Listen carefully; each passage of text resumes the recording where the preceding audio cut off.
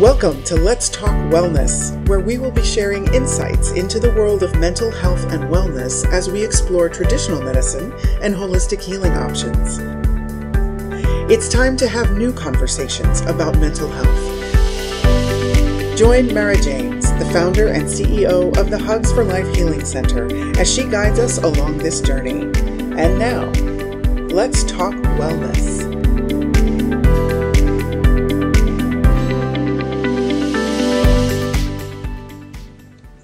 Welcome to Let's Talk Wellness. I'm your host, Mara James, and I want to say thank you for joining us for today's conversation.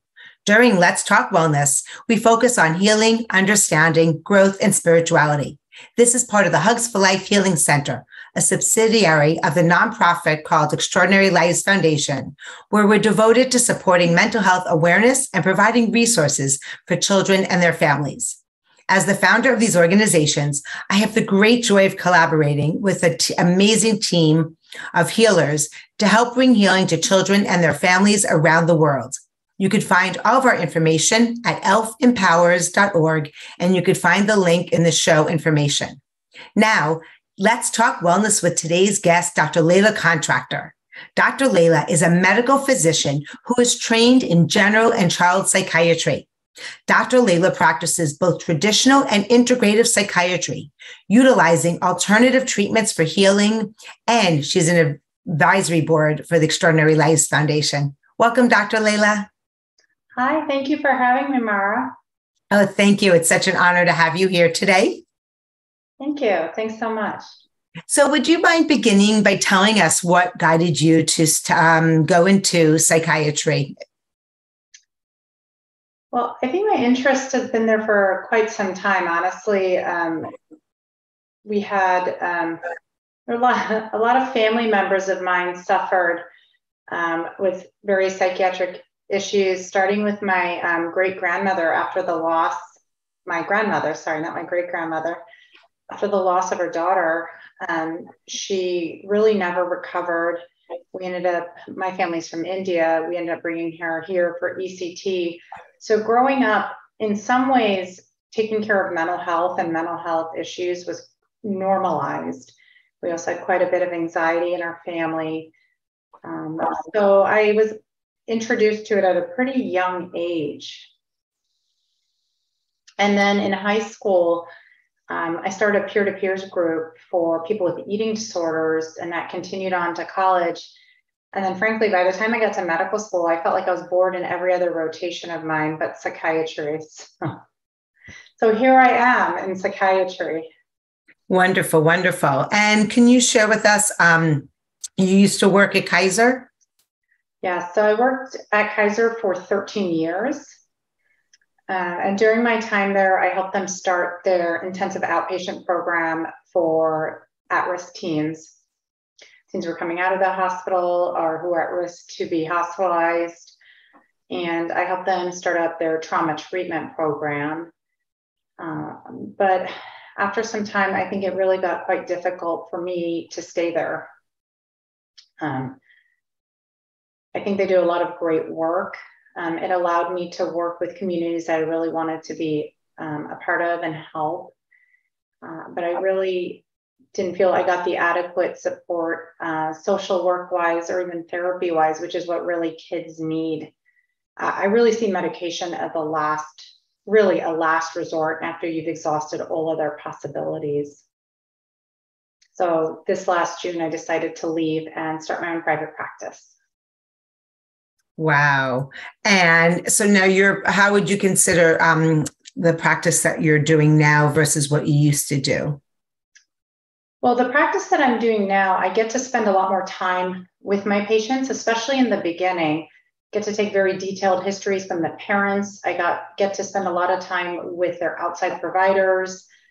And in spending that time, I can really make a treatment plan that utilizes multiple different modalities, really, and not just medication and therapy, psychotherapy, traditional therapy.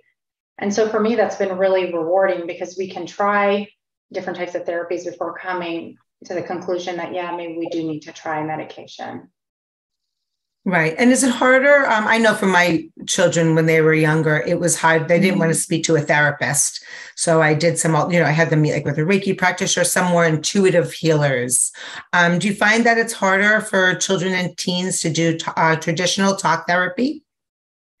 It can be. I usually don't run into that issue, but I think it definitely can be. And for those kids who have a harder time, and especially with people who've been affected by various types of trauma, definitely body work or other types of treatment are definitely indicated. And even somebody like Bessel van der Kolk, who's considered the grandfather of trauma, would tell you that he sends people to do body work or other types of treatment in order to prepare them for talk therapy.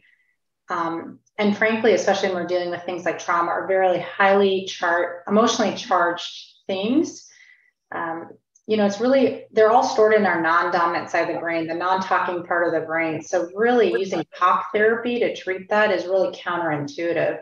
So yeah, 100%, absolutely. If kids aren't willing to talk, or adolescents, or even parents really, then we try other modalities and I use the information from those practitioners to see what is it that the kid's struggling with? What is it on an energetic level that they're going through?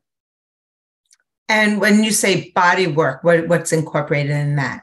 So it can be very different types of techniques. It could be acupuncture. Bessel van der Kolk talks about even using massage work, getting somebody used to touching you and feeling the energy on your body.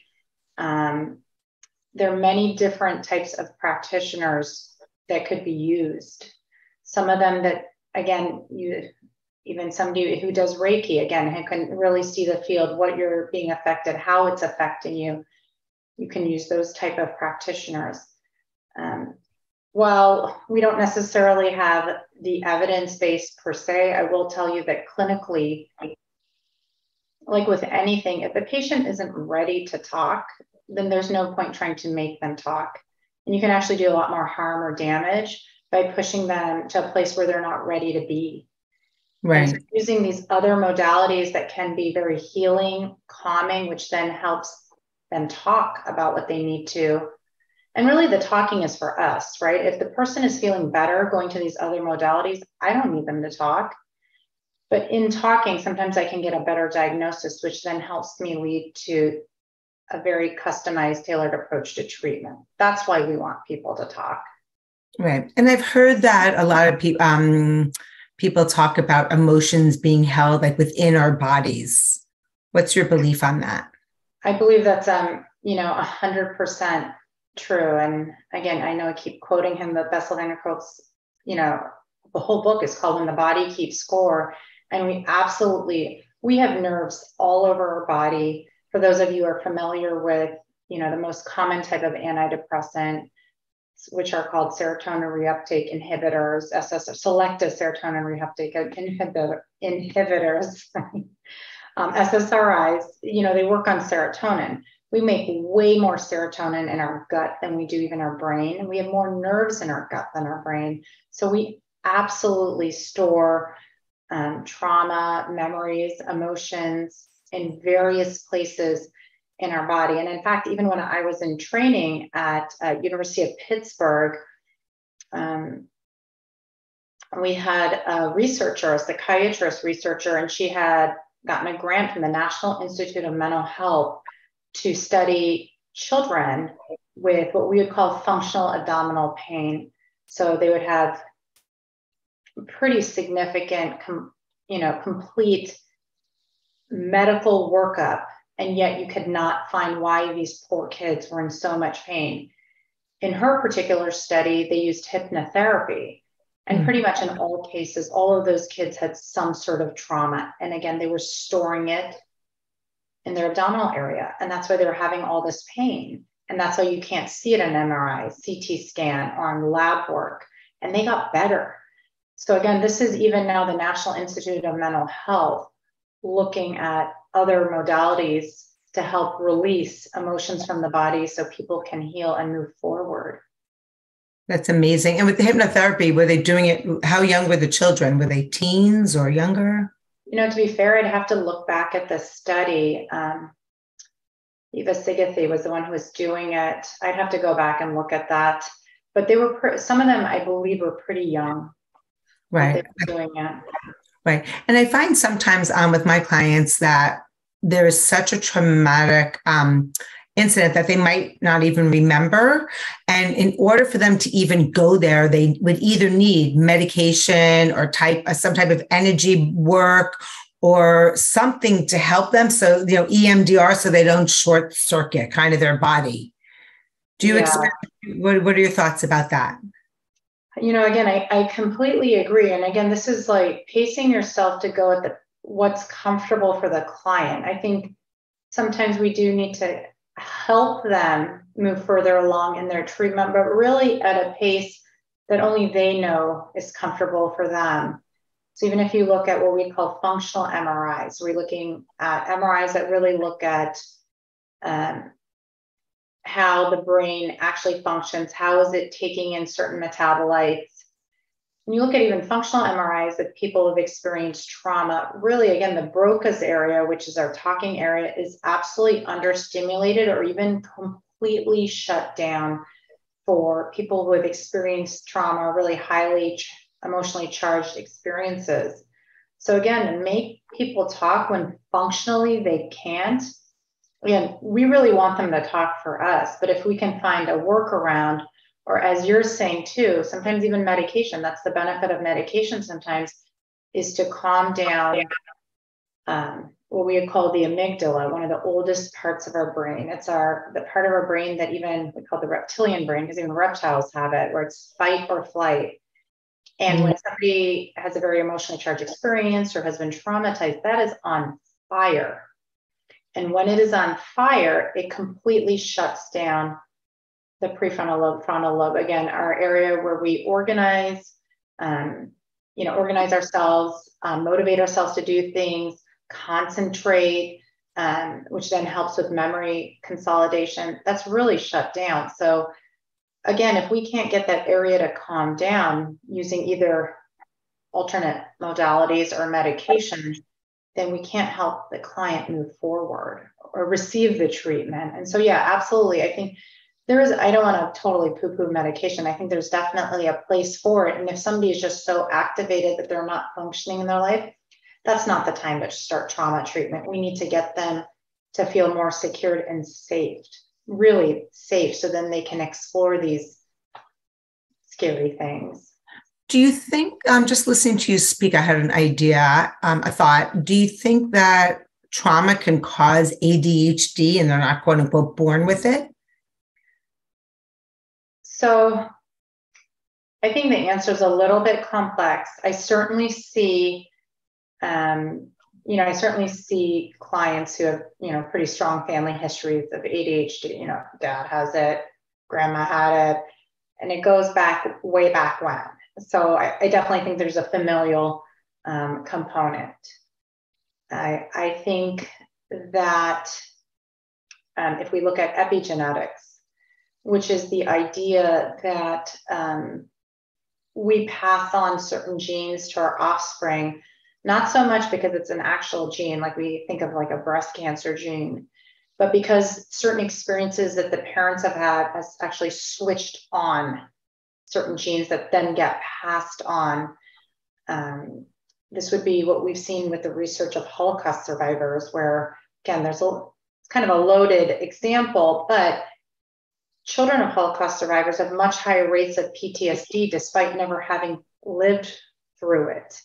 But this is an example. Of course, you can always argue the environment, right? The environment they grew up in and the people, but still this can be passed. We see this even being passed down in their offspring then. So we're talking the grandkids. So there's definitely a biological underpinning. There's an epigenetic, and I would have to say clinically, I feel like it's the rule, not the exception, that my patients who've been exposed to trauma or suffered trauma themselves have ADHD. And I see it as, one of the symptoms of trauma is what we call hypervigilant, or kind of always being on high alert because your body doesn't feel safe.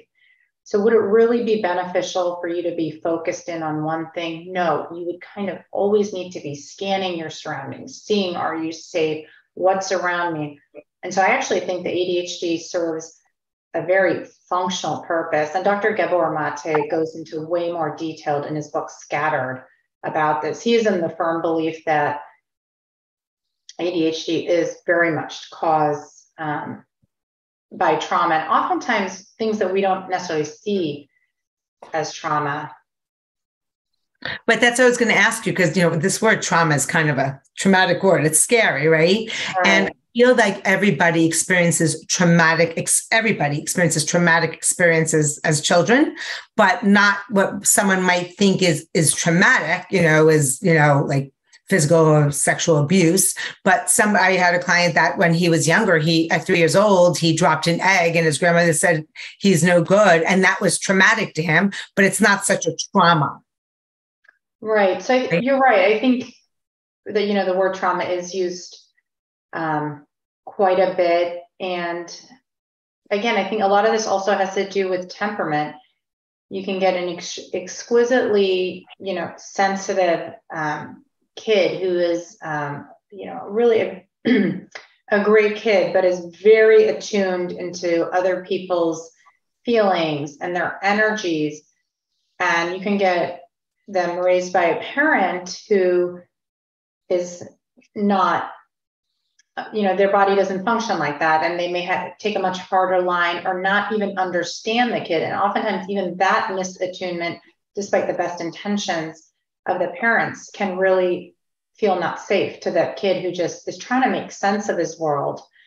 I think neglect is another one. And Dr. Gabor Mate often says, he's like, you don't know what you never had. And so what I see in a lot of my clients, is a story of the perfect childhood. I had the perfect childhood. I had lovely parents. They were so caring. I had not a want in the world. But when you dig deeper, you realize, again, as well-intentioned as their parents may have been, and oftentimes these poor parents are in survival mode themselves. They didn't necessarily meet the needs of the kid and, or now the young adult or the adult. And the other thing is you have to look at, is this person suffering? Is the person suffering? Are they able to function in a way that they, function to their best of their ability or capacity?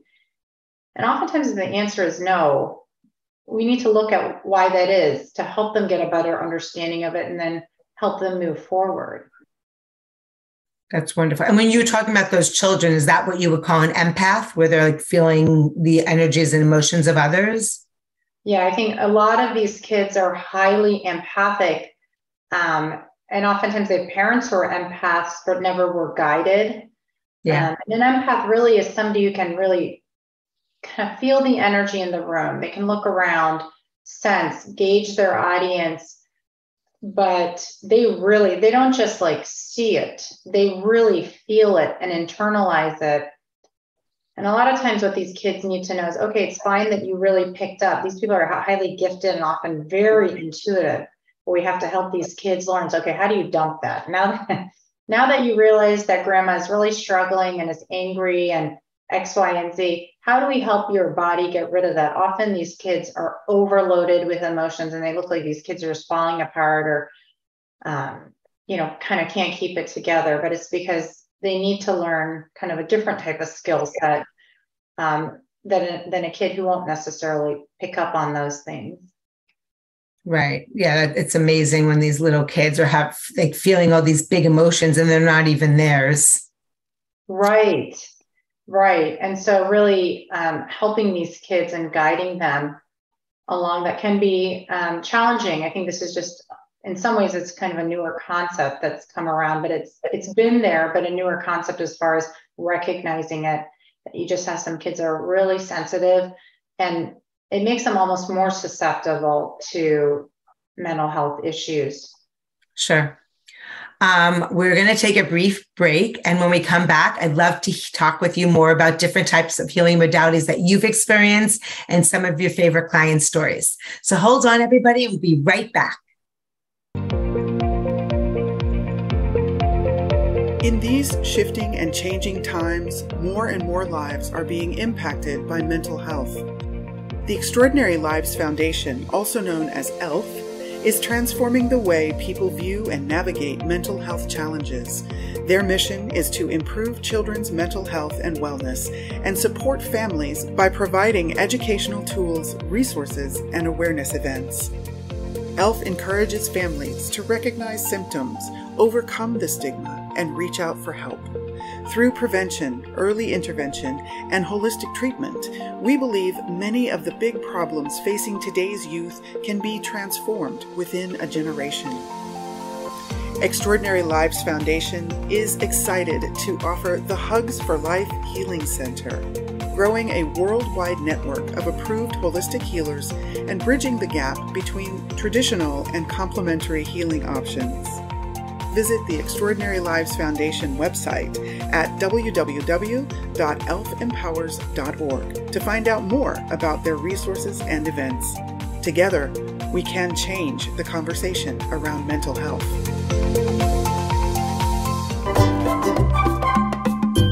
We hope that you're enjoying today's Let's Talk Wellness podcast. And if you have a topic that you would like us to explore, we would love to hear from you. Simply email us at info@elfempowers.org. That's info@elfempowers.org. And now, back to the show. Welcome back to Let's Talk Wellness. I'm Mara James, your host, and today our guest is Dr. Laila Contractor, a medical physician who's trained in general and child psychiatry. And Dr. Laila practices both traditional and integrative psychiatry, utilizing alternative treatments for healing. And we're honored to have her on Extraordinary Lives Foundation Advisory Board. Welcome back, Dr. Laila. Hi, thank you. So since we've met, I know, we spoke about the Hugs Healers, and I know that you had some, personal experiences with them. And without getting too specific, is there anything you'd like to share about different types of healing modalities that you either experienced yourself or you referred to? Yeah, so about 4 years ago, I started, in hindsight, having some medical issues that seemed to start around perimenopause. And ultimately, in 2019, I went on medical leave with some very bizarre symptoms that almost looked like it looked like a combination of myasthenia gravis and MS, multiple sclerosis combined. I went to various clinics, some of the best ones in the country. And while they could see I had some neurological issues, everyone was at a loss at what was causing them. So I begrudgingly, I posted something on something called Physician Mommy Group, and I posted my whole case, all my labs, everything on there. I was like, help. And I followed every lead that somebody sent. On the side, privately messaging me were integrative medicine doctors. And they're like, look, your case is pretty classic. This is what we treat. This is what we see. And I thought it was really sweet. And there was one in particular, and I wish I could remember her name or thank her enough. She kept checking up on me. And at one point she's like, you're only getting worse. At that point, I was in bed all the time. I was really concerned who's going to take care of my 3 little kids. She's like, you need to try something, do something. There's no harm from these type of treatments. So I begrudgingly saw Dr. Kelly McCann, and she had prescribed, this supplement. And again, I begrudgingly took it, and I actually started getting better. So I was extremely skeptical, but it started working. And I think that was very eye-opening to me, that there's a whole realm of medicine that I actually know nothing about. And from that point, I did kind of one treatment at a time with her, and she was always spot on. She was actually always spot on. And each treatment got me better and better. I mean, to the point where I work out every day now. I go to the gym for an hour or two every day. I do yoga. So, I mean, she significantly made a difference in my life. But along this path, not only did I use supplements to help me get back to health, but I certainly used various modalities. I used acupuncture, I used various types of therapy. I also, once I realized that there may be an autoimmune component, I was like, oh, I've seen this. I see this in my patients. All my trauma patients seem to have autoimmune component. So I started EMDR, which is a type of trauma treatment. And that led me to actually wanting to do a program in integrative psychiatry. So I did a year-long fellowship through the University of Colorado School of Medicine in integrative psychiatry, which really doesn't throw away traditional psychiatry, but it looks at evidence-based supplements and treatments that can help, treat medical problems like my own, where traditional medicine really doesn't have a name for it or understand it. And so that led me to looking at other types of treatments. So for you, did you find that there were some underlying emotions that were causing your physical ailments? 100%. So here I am thinking, I'm supposedly the trauma person at my clinic, right? I've worked out all my traumas, like this couldn't be me. But as soon as I realized there might be an autoimmune component to me, I realized I have to look in the mirror. And there was even more work for me to do. So I did EMDR for a number of months. And then once I felt like I got what I could out of that, I actually switched to a different modality called compassion inquiry, which is Dr. Gabor Mate's method. That he uses that can really be used in conjunction with any type of psychotherapy. And it's an eclectic mix of somatic experiencing, polyvagal theory. So I found it, internal family systems as well, all different types of trauma treatment. And I found that very helpful, not just for myself, but also for my patients. Wow. Have you done any energy or healers that weren't quote unquote evidence-based, but the proof is in the pudding?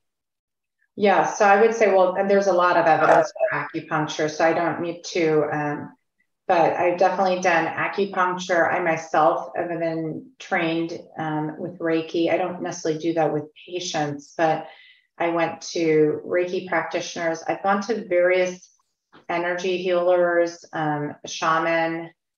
There's an amazing one that I'm currently seeing named Lexi James. She's phenomenal. Oh, is that my daughter? I know her. That is your daughter. But I think this work comes with a lot of humility and having an open mind that there are a lot of treatments that I don't think you can really study in the way that we study other things. There's so many variables to it. So I definitely have tried, and I try anything before I recommend it to my own patients. I think that's only fair before I can really say, oh, this will help. And this actually included even, my own children went through occupational therapy. They went through vision therapy. I went through vision therapy. And through this quest, I found out that I'm dyslexic on top of everything else. I just thought I was an extremely slow reader, but yeah, isn't for that. So part of my formulating treatment plans, again, is looking at really every field, every area that what can we do for kids and adults, by the way, that can help shore them up and look at this at every angle. And then, we can also use supplements and medication if it's still indicated. Right. That's wonderful. Our intake coordinators is also medical intuitive. And I had her speaking to a friend of mine, and she was telling him all the stuff about his daughter. And he was like, how do you know this stuff? And he was blown away. He's like, we've been taking her to get testing, this and that. And she's like, your daughter's dyslexic. She needs eye therapy. She has a lot of anger. And it was so right on. And it's so amazing. Obviously, this is why we have the foundation. The sooner we can help children and their families, the better, before things spiral out of control. And it is great. I'm the same as you. Like, I will not refer somebody unless I, use them by myself or my family. And so that's beautiful. Are there any success stories that you'd like to share using your integrative psychiatry without saying any names? And of course, without breaking. Of course not. Although you reminded me, I use I use medical intuitives. I actually regularly see an intuitive, and I really would have to say through this journey, especially there's so many times where you feel like you're just kind of on an edge of a cliff. But she also does energy work, but it certainly has helped me move forward through this journey. So yes, I mean, absolutely. Yeah. For me, I have one of my healers, whether she's a psychic medium, very intuitive, and she helped me, like, they don't tell you about the future. They just give you guidance. But one of the things, they gave me some information about my kids in the future. And it was like, I could finally breathe. I could finally relax knowing that one of my children was not going to take his own life. And I was told to stop worrying about it, because when you worry about it, you might create something. So it's just, just beyond, definitely. So grateful for all of our healers. Yeah, no, I would have to agree with you, right? I think there's a lot of drama, for lack of a better word, that we create in our own heads. And sometimes, not a lot of times, seeing people like this is a little bit of a reality check. That, the reality we create for ourselves may not actually be what's out there for us. Sure. So were there any success stories that you had using your integrative psychiatry with the client? Yeah, so a lot of my, I would have to say, what's really gratifying to treat is actually ADHD, and looking at the kind of various facets of it.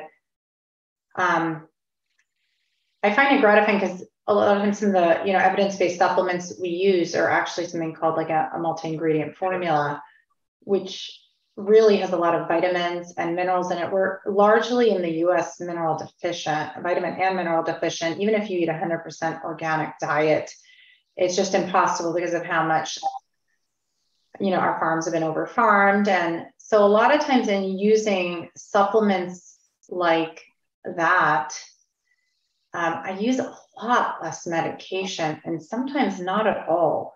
I don't promise that. I let people know from the get-go, I'm not promising you, I'm not going to recommend a medication, but if we try X, Y, and Z, and if we try some of these energy healers, you may not even need to be on medication, which for me would be a great success. Like, you don't have to see me anymore. That would be great. Right. Work yourself out of a job. I love it. Right, exactly. Or I think the other things is a little bit less tangible, but once you build a relationship with people, and sometimes that takes longer, understandably, is that once you uncover the trauma, a lot of the need for medication seems to fall to the wayside. Like, they get the appropriate type of psychotherapies and even energy work. They don't need to be on medication. They can be on much less medication. Trauma in its various forms, and as we discussed too, it may not look like what we think is trauma, the overt, like emotional abuse, physical abuse, or sexual abuse. It can be as simple as neglect or misattunement, and multiple, again, it's not just like one incident that sends somebody over the edge. It's usually multiple kind of missing the marks with your kid, or somebody missing the mark with the kid. I see it a lot in kids with learning issues, right? They're labeled as dumb, stupid, lazy, disruptive. And that's traumatizing too for kids. And that carries through adult, right? These are the messages that we carry through with us through adulthood. So for me, I lost my train of thought. Or finding an underlying learning issue. Okay, this is not even a medication issue. They have this learning issue, and I think you need to see these group of people that are really going to help you.